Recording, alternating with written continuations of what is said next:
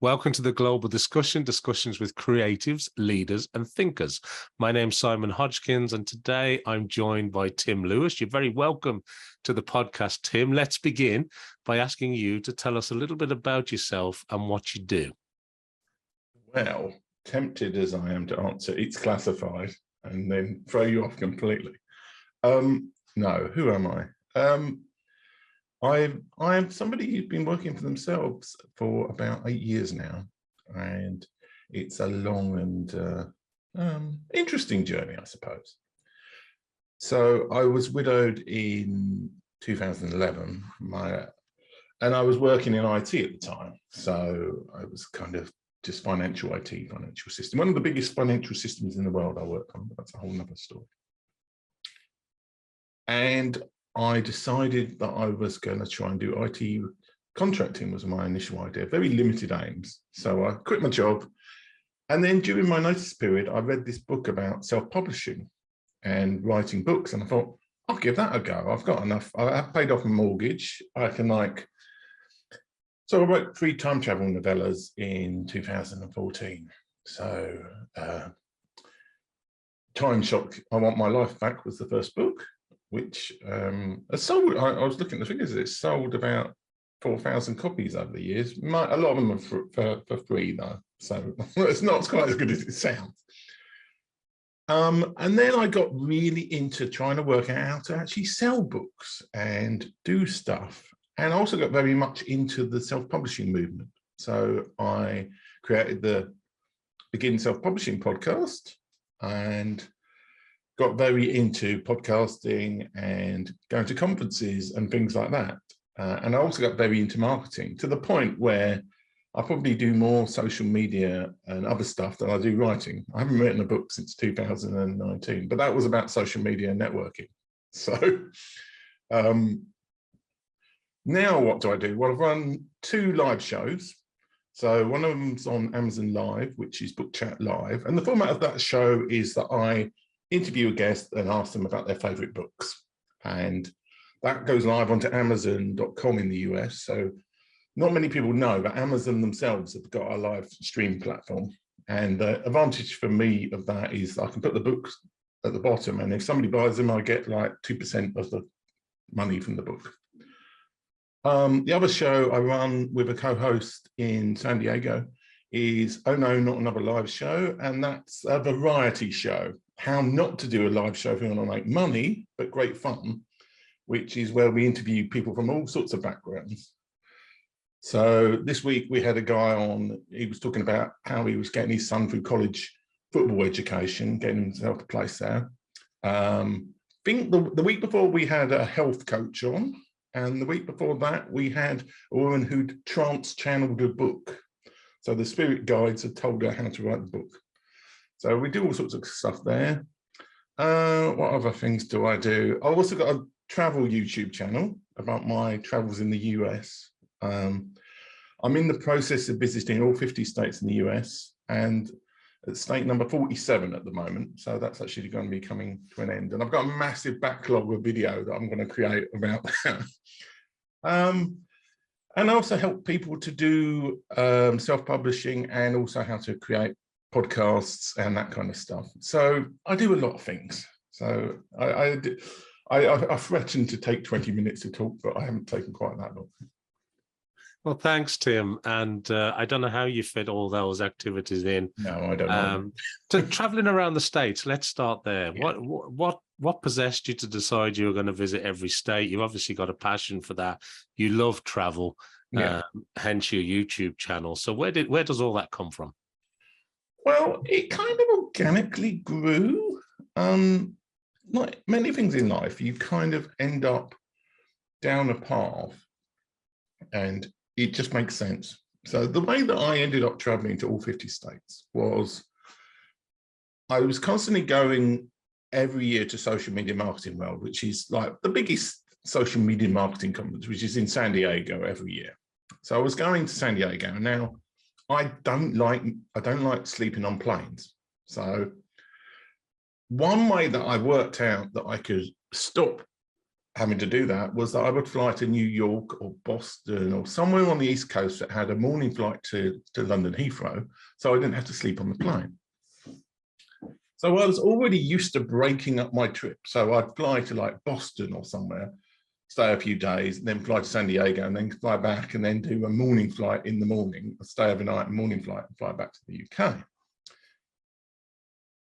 Then I started, because I made more and more contacts in the US, and I was kind of like, oh, well, I could visit this person in the middle. And it started in like 2018 when I went to visit a few people in Wichita, in Kansas, right in the middle, after going to social media marketing world.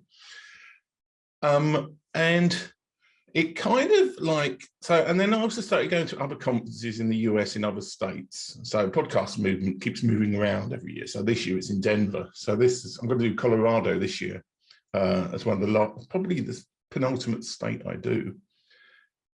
And then it was like, I saw on Twitter that there was this 50 states by 50 thing, which was mainly full up of women and families with camper vans who were in the US, and they were driving around all 50 states.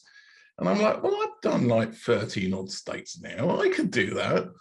And I think I was like 48 at the time or something like that. No, 46, I think was when I started it.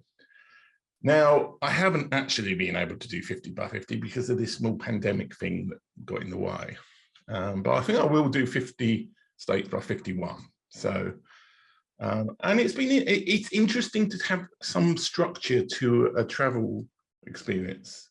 I mean, some of the states I've barely visited. One of the crucial questions when somebody says, have you visited all 50 states, is what is your criteria for all your 50 states for visiting the places? I'm going to let you ask that question of me now if you want to, or we can move on to something else. Well, just it's obviously you have the travel bug, and look, travel broadens the mind, right? I mean, everybody knows that. People who begin traveling suddenly realize what a great journey that is itself, and it sort of turns a page on your own book of life, doesn't it? You experience different things, you meet different people. And does that feed into your travel YouTube channel then, or is that completely different? Well, I mean, I try and show places, especially places that aren't like popular US places. I mean, I could do videos about San Diego all day because San Diego is a lovely place to visit. But I featured places in like Milwaukee and Cincinnati in my videos because they're interesting places to visit and they've got a lot of attractions. Even some of the godforsaken places in the US I've been for, I think they're interesting places to go, if only to see as an example of what not to do. So somewhere like Wilmington in Delaware is an absolute, there's nothing to do there. All the architecture is strangely English as well. It's kind of like, it's the only place in the US I've been to that has architecture like that kind of Midlands UK kind of cheap build, kind of new housing estate style building. Nowhere else in the US is like that. So it's probably interesting for somebody in the US to visit Wilmington, but for me, it was like, this is just boring. And it's supposed to be a bit of a crime den as well, but I didn't actually see any of that. So yeah, it's interesting because it gives you more things to compare against other things. That's the biggest thing. And also I like to meet people in the US on my journeys if I can, when I arrange it properly. I was better the last trip than the previous trip. So I think I met 4 people I knew when I was going around particular states. And it's interesting. It's so interesting to meet people in their home environment because they're very different from when they're at a conference or even online. You can tell a lot about people when you meet them where they're based, because there's a lot of a mask that people put up, and it's very hard to have that mask where you're at your hometown, so to speak.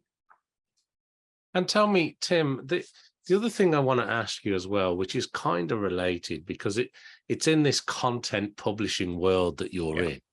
Now, you mentioned at the start that you've been sort of running your own business now. I think you're heading for sort of that 10-year milestone of running your own company, being the managing director of Stoneham Press. So Could you just maybe unpack that a little bit more in terms of what you do there? And many people are familiar with YouTube. They're familiar with Google Podcasts, Apple Podcasts, Spotify. But you mentioned as well this sort of Amazon Live show. Yeah. So could you tell us a bit about Stoneham Press, a little bit about how you got into that sort of show on Amazon and what's involved there? How does that work? Well, those are two really separate things, but I'll start off with Stoneham Press. Stoneham Press is more or less a glorified front for my business activities. Yeah, I set it up. Yeah, bizarrely, I said for most authors, I would suggest don't start a limited company. Don't do what I did. But I went under the proviso that if it was really successful, I wanted it to be in a limited company, because that's, if you make a lot of money, if you think you're going to make, even potentially make a lot of money, then you want to start a limited company so you can hold money in the company. But for me personally, over the years, I think it's cost me more to have a company than if I just worked as a sole trader, really, as a sole employer. In terms of the Amazon platform,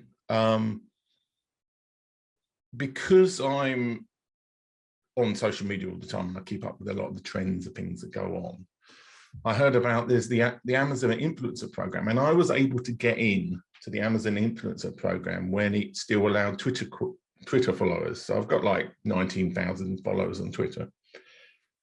And for a while, I think for a couple of months, they let you apply to the Amazon Influencer Program if you had over 10,000 Twitter followers. I think they've made it easier now for the Amazon Influencer Program on the other platforms. So I think if you've got like 2,000, they never tell you actually formally how many followers you need. But as a member of the Amazon Influencer Program, I can live stream to the Amazon Live platform, which is only on the US Amazon at the moment, which is quite annoying for me, because I would like to live stream onto the UK platform because of the timings. The best time to sell and do live streaming on Amazon.com in the US is in their evening, which I'm asleep, unfortunately, most of the time, because I'm in the UK, unless I go live in the US. So yeah, that's how I got access to the Amazon platform. I mean, it is the way things should be going. But there were I actually did a talk a couple of years ago about e-commerce on social media. There were so many regulatory and company issues, but you really should be able to do that on all the platforms. You should be able to go live and have products listed at the bottom that you can then sell. And you can but it's the whole international aspect screws everything up. So Amazon have done it in the US, like Amazon.com, and you can literally, majority of the money I make actually from the show is not from the live streams directly, it's from being able to upload product videos. So I'm not sure which ones are up at the moment, but there's a few books about, like, somebody talked about grief, and they do really well for me for affiliate income. So I've got a little clip of my video with somebody interviewed about that book. And if people watch it, I get affiliate income. So that's the way the Amazon Influencer Program works. Yeah, thanks, Tim. And that affiliate marketing seems to be working well. And you mentioned as well that, part of your US travels were around sort of social media world and everything that's going on there. What got you into social media? Because you kind of had a career change. Obviously, there was a bereavement, which is very sad, and life does change, and we find ourselves, as you mentioned, on different paths and different routes. But what was it about social media? Were you always engaged in social media? Did that come out of your IT background, or was it sort of this new passion? It's new, really. I mean, I don't know that many people locally to where I am in Northeast London. London is not a especially friendly place to live, really. Simply because everything tends to happen in the centre, and unless you're spending all your time commuting into the centre, and I would kind of live about an hour out of the centre of London. So social media is a fantastic way to connect with people around the world. So I like that aspect of it. Probably minorly addicted to social media, to be honest. I should really come out and just say, like, I'm Tim, I'm addicted to social media. But I did write a book, which was a positive book about using social media to get ahead in your business. And I have had, I mean, I've had like quite a few jobs and things. I used to run a Twitter chat for the Arts of Independent Authors, which came out purely out of Twitter connections. And I've done Facebook advertising for people because I've met them on social media. I've done lots of other little jobs because of, I mean, it's a great way to make connections. It's like, I banded this statistic around on Threads the other day, which is the new trendy platform. And I think it's right. I remember it right, but I couldn't find the source. So I could be lying here when I say this. But the US Bureau of Statistics said, I think this is true. And I say, I can't find the original source, so I could be lying. So put that as a little asterisk, anybody who's listening. But only 60% of jobs ever go to an interview process. So 40% of jobs go to somebody the recruiter already knows. Now, I think there might be a caveat in that might include internal promotions and all sorts of other things. But of the other 60%, even with an interview process, half of them go to somebody the recruiter already knows in some way. I think they did a survey. I do remember finding it years ago, but I haven't been able to find the surveys. So what is good about social media is it gives you a way of having that connection with an employer. So if I was somebody in my 20s who was looking for a new job, I would be going onto LinkedIn and looking for companies that I might want to work for, and like following all of these people and looking at their content. If you can find somebody who's in there, who's a senior manager at IBM, or if you want to work for IBM or Google, and they're producing content, watch their stuff, comment on it, they will know who you are. And then you can get to know them. And that's the way that people should be using social media, but too many people don't. So I went a little bit evangelical there, I do apologize, but there is a lot of good, there is a good side to social media. It's not just looking in women in bikinis who you're having to fancy or whatever. There are really good uses to social media, and I don't think people make enough use of them. I think you make a great point, Tim, because we often hear about the downsides, the dark parts of social media and everything that's wrong with social media. But then you always meet people who say, do you know what? I curate my feed. I unfollow people that I don't want to be associated with. I use it to search information. And I think you hit the nail on the head. It gives you a global reach into whether it's an organization or individuals that maybe in your day-to-day life you would never reach. And it does offer you that sort of direct connection and that ability to not just comment, but also to influence and to connect and to message and to build real, I think, community. And I know, look, you wrote the book, right? Social media networking. So I know I'm preaching to the converted here, but you also mentioned Threads. And, you know, at the time of recording, we're probably way past 100 million users or downloads at the moment. It's been this sort of runaway success. We've got, you know, the world of AI going crazy, etc. But when it comes to your own social media platforms of choice, where are you spending most of your time? Are you on Threads now because it's new, or are you still using, you know, a variety of social media platforms? Well, the funny thing is, the advice I always gave people was start with Twitter.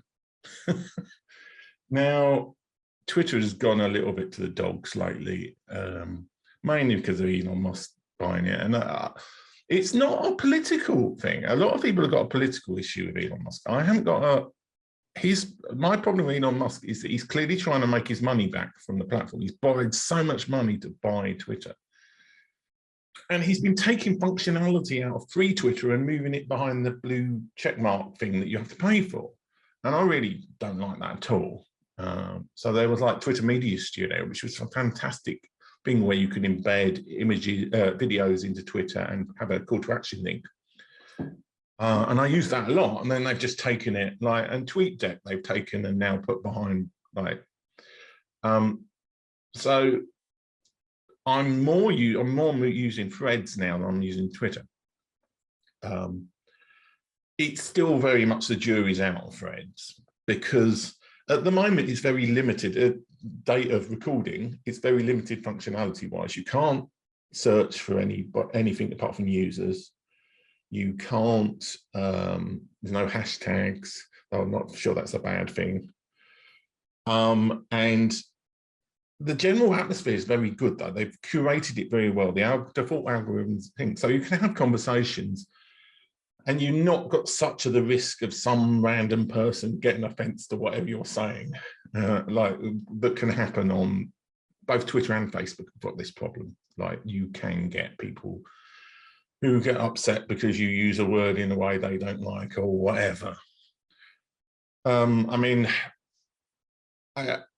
coming back to the whole Twitter, social media has changed the world. There are good things that we've talked about. There are bad things like the whole, well, there are bad things like the whole kind of cancel culture. And this.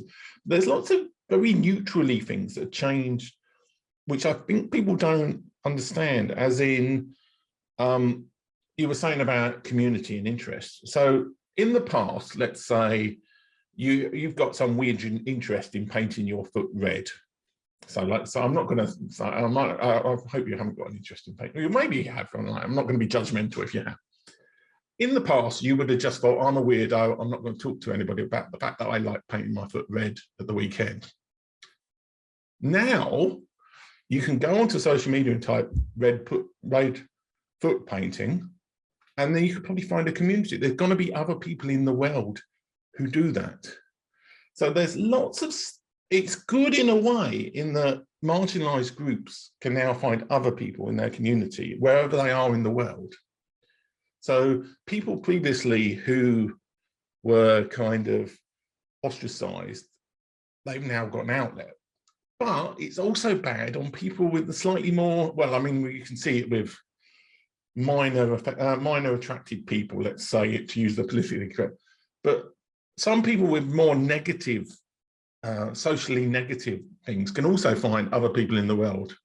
And it's changed the world in all sorts of ways, in that groupings that used to never be able to exist because the people were so spread out, it was such a rare thing to be interested in, now can find other people anywhere in the world, necessarily, almost whatever you're interested in, there's going to be a group or community online for it. And I think that's changed the world more than people think. I think you're right. And I think it's continuing to evolve, isn't it? As new competitors enter, as AI gets involved, we've been through many bot problems. We've got the polarization. You've got political discord. So there's lots going on there, but hopefully we'll find a way through, and it'll become a force for good, and connecting people and storytelling and community. Maybe I'm being a little bit simplistic and optimistic there, but that's a nice hope, I think. We will see. Listen, thanks so much for telling us a little bit about the background, about the publishing, about the shows that you run, about Amazon Live as well, and the affiliate work that you do. But I wanted to ask you a few more questions, a little bit about you as a person. So when you keep your finger on the pulse of everything that's going on in this busy, topsy-turvy world that we're living in, are you listening to podcasts? Are you reading books? Are you meeting people in real life? Is it, constantly scouring the web or threads? Like, how does onboarding work for you when it comes to information today, Tim? Well, I sound like such a hipster saying this, but I don't really watch traditional media much anymore. It's probably more normal than it. Not a number of people I talk to like that, which does make me vulnerable to, and I think again we come back to the whole social thing. It makes you very vulnerable where you get your news and information. But typically, it's connections. I've got a friend's WhatsApp group, so if I know there's a big media story, they're going to be talking about it, and then I'll go and look it up on the BBC or whatever. So all this palaver with BBC presenters and the rest of it. But it's funny because I remember I was at the time. You sound UK based, but I remember doing history GCSE exam when I was 16. and they changed the course to add, it wasn't just facts and figures like the old history O-level. They had this analyze the sources and like talk about the biases of these documents. And at the time I thought, this is totally useless. Why on earth are we having to do all this? Like, this source was written by a Russian, so we should be more careful about it. Now I'm like, that was the most fantastically useful bit of my history degree. Because for whatever reason, people aren't as cynical about news sources as you are. So you have to be like, go online, see stuff. Like TikTok is an amazing source of information, but I would say about 30% of everything you see on TikTok is a load of rubbish and it's totally untrue.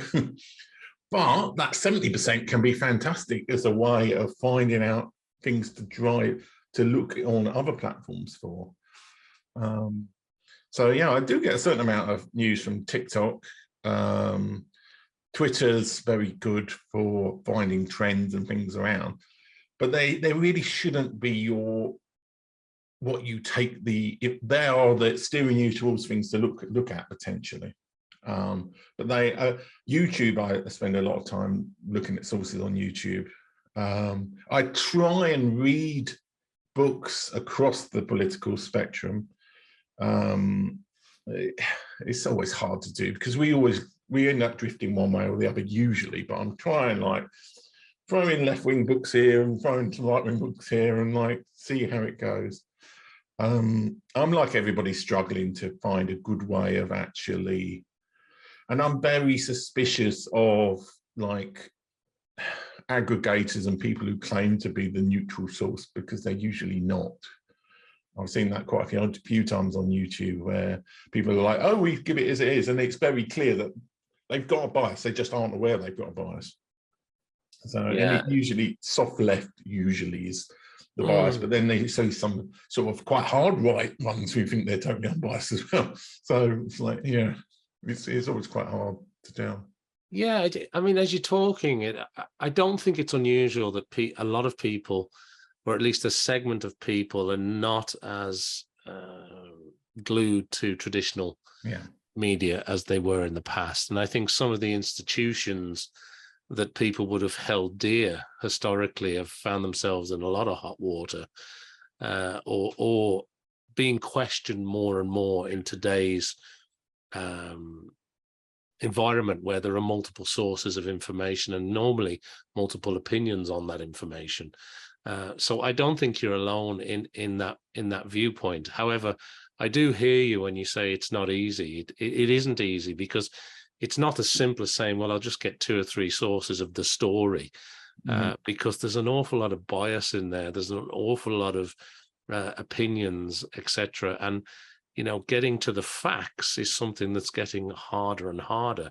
So, you know, I don't think we're going to solve it here, Tim, but it's a great point that you raise. I appreciate your viewpoints on that. And like all of us, you know, we're all sort of diving into various avenues to try and find out what's going on and to keep abreast of what's happening. As you look forward, though, and as you think about sort of the next 6 months, 12 months, or maybe longer, other than getting to those last 2 remaining US states, what's on your roadmap? How do you go about planning? Do you work day to day? Are you working years in advance?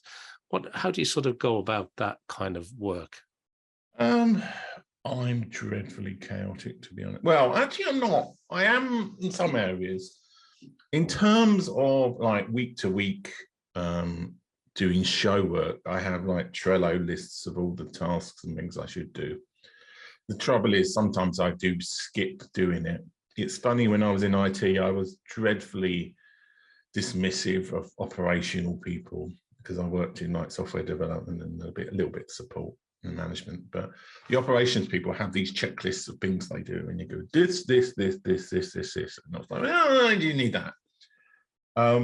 It makes a big difference because certainly with mundane routine tasks, if you've got a checklist and you go through it, over and above making sure you don't miss things, it also is useful because you can go back to that checklist and like share show clips or whatever. And you can say, well, why am I spending all of this time doing these things? Can I just change this? And you can innovate with a list and try a new thing and see if that was better, and then replace your checklist with a new one.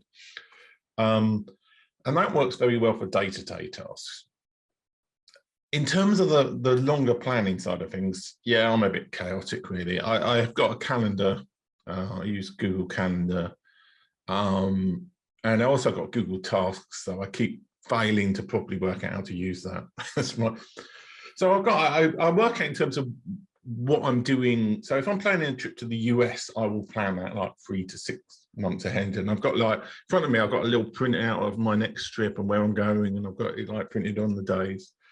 And I block out conferences and things I'm going to do like up to a year ahead, and I'll book hotels up to a year ahead sometimes.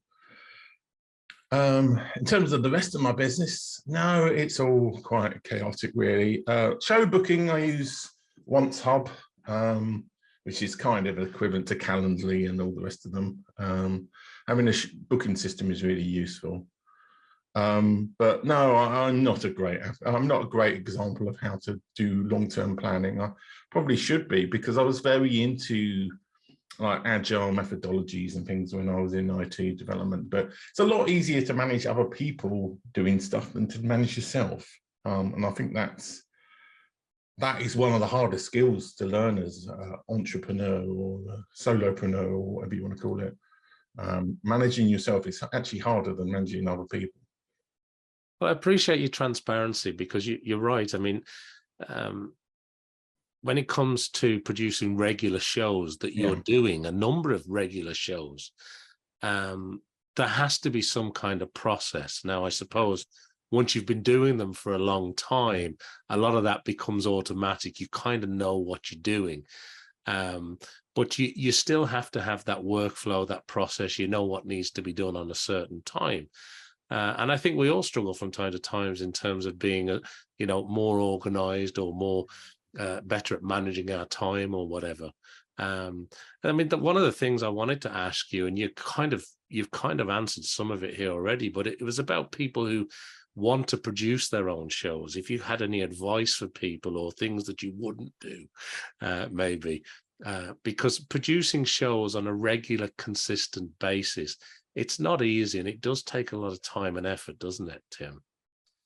Yeah, well, I have lots of sort of throwaway lines that everybody does that they do about things. I'll say one I say that people will see nod in agreement, so it must be good, which is generally in business, you either want to be the first, the best, or you'll be lucky.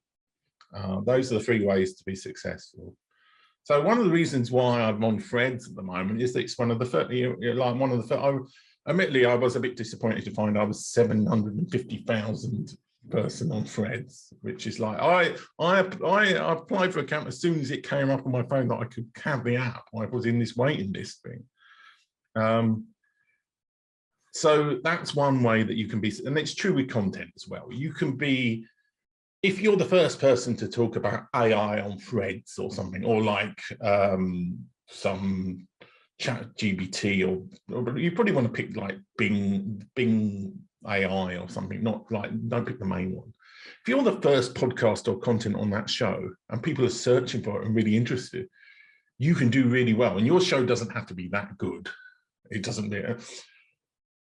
The other thing is to be the best, and literally you are the best person on that. And I think being the best is actually harder, though if you niche down into a small enough niche, yeah, maybe.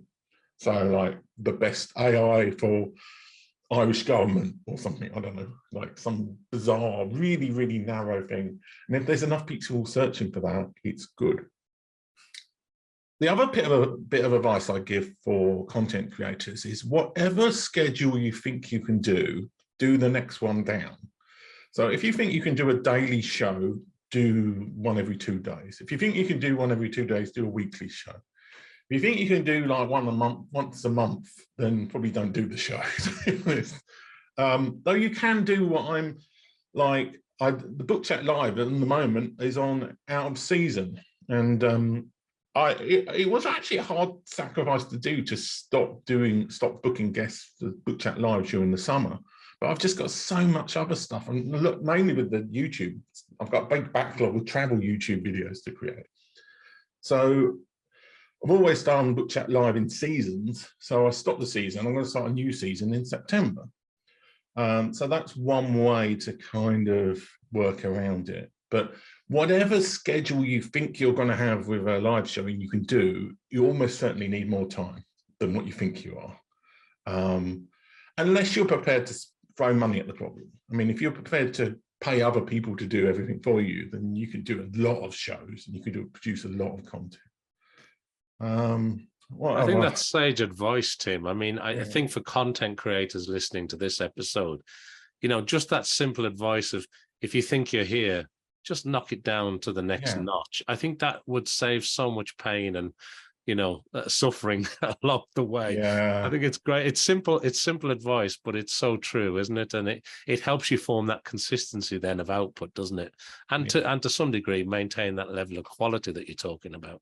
Yeah, and the other thing with podcasts especially, it's not so true YouTube, but don't expect a lot of people to view or download your, like the often quoted statistics by Libsyn, who are one of the big podcast host companies, is that I think it's like 130 downloads a month is the median, so the middle of the road average downloads for a podcast, which is not a lot.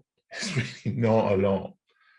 And I mean, I'm sure you're in the millions and like you're the thing, but a lot of people, what happens a lot of the time with podcasting especially, is that people will have built up an audience somewhere else. So there'll be a blogger or somebody who was had got a huge million audience, and then they'll start a podcast and they'll be like top of the charts, and they'll be like, this is the most amazing platform ever.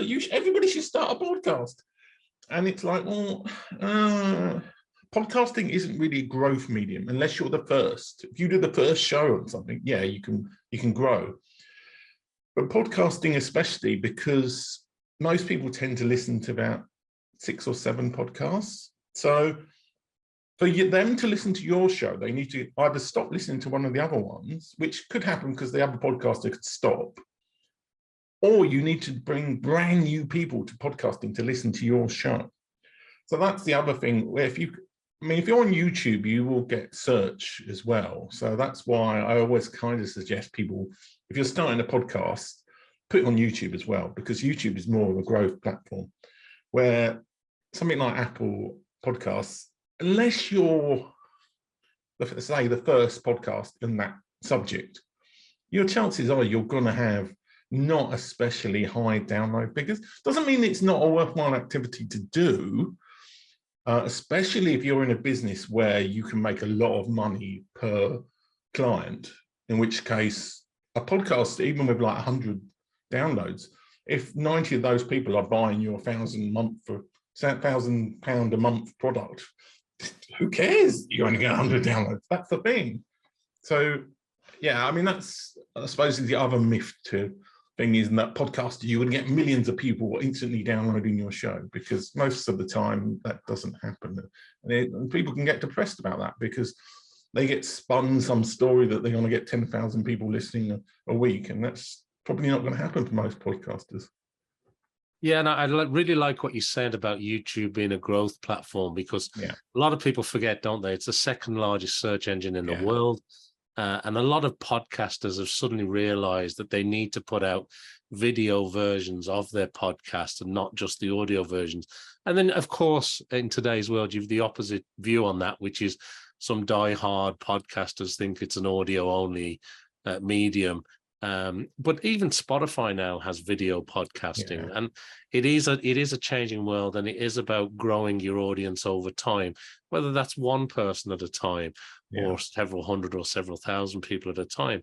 And the other thing that, as you were speaking, reminded me of something that I've said before on another show. We were talking about downloads and whether you're getting 10,000 downloads an episode or 100 downloads an episode. Somebody said that if you were a comedian, and you'd booked a venue and you'd sold out the venue and there were 300 seats, you'd be really looking forward to turning up to that.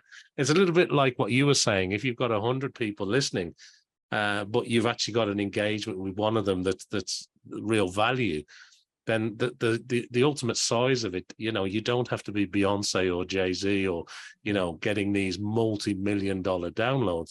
You have to produce meaningful value to people and grow your audience in your own niche or your own community. And I think that's where some of the magic does lie, but it's not easy. And I really appreciate you sharing some great advice there, Tim. Yeah. Ironically, or maybe not ironically, I'm actually working on a video for podcasting course at the moment, which I've done exactly one module for, which I did for May King, your previous guest, who asked me, how do I extract the audio from a video? And I think I'm going to create some other courses about doing it the other way around, because it's actually surprisingly easy. You can do all of this stuff with free tooling. But one of the great problems with online business is that, coming back to the affiliate thing again, a lot of people recommend tools because they get a cut, not because it's necessarily the best tool for the job. And that's something that comes back to this whole awareness thing. Sometimes people come from the best of intentions and they are like, oh, well, I use this product, it works for me, and it's going to pay me 10% of everybody who signs up. And they're not necessarily malicious, but there is an element of people who are pushing paid expensive tools when there are free tools or cheaper tools to do exactly the same thing. And yeah, it's not great. So anyway, this says me trying to push my probably will be eventually paid course.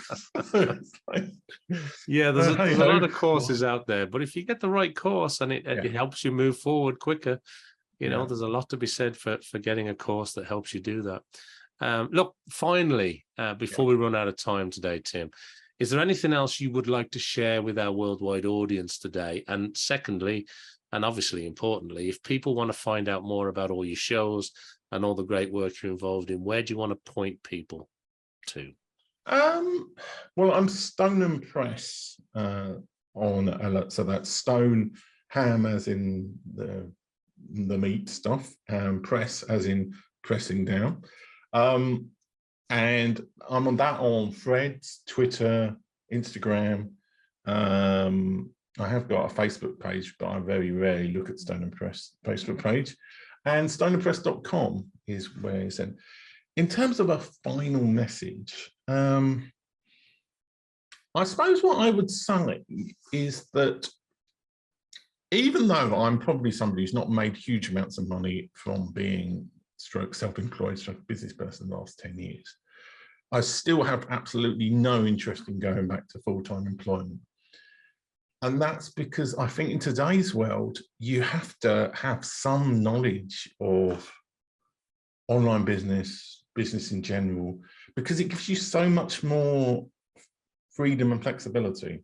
And somebody's, trying to remember who, but somebody I've forgotten who was saying you can either work with, in effect, like you've got one buyer, which is your employer, or you can work for yourself and you can have multiple buyers and customers. So if you work with a company, you've got in effect one client, you've got one person who decides your fate in terms of everything. And it used to be the case that individual client relationship was much better than working in a business. But now I think even if you choose to go back to permanent employment, and there's nothing wrong with that, if you've at least tried online business and you've tried running yourself, that will leave you in so much better position than if you end up being unemployed or you lose your job or something happens to the company you work for, and then you're thrown out into this world and it's like, got to get another job, I've got to go do another thing. So I am a massive advocate for working for yourself. So I suppose that's my advert on behalf of the Entrepreneurs Party.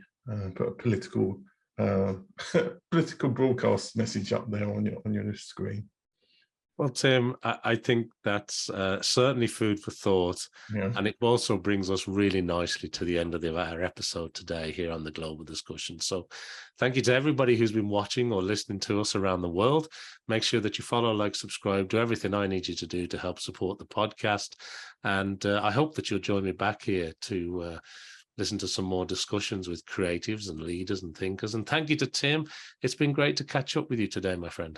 It's been great to be on your show, even though we both look like we're dressed like ninjas in the black t-shirts. Thanks, Tim.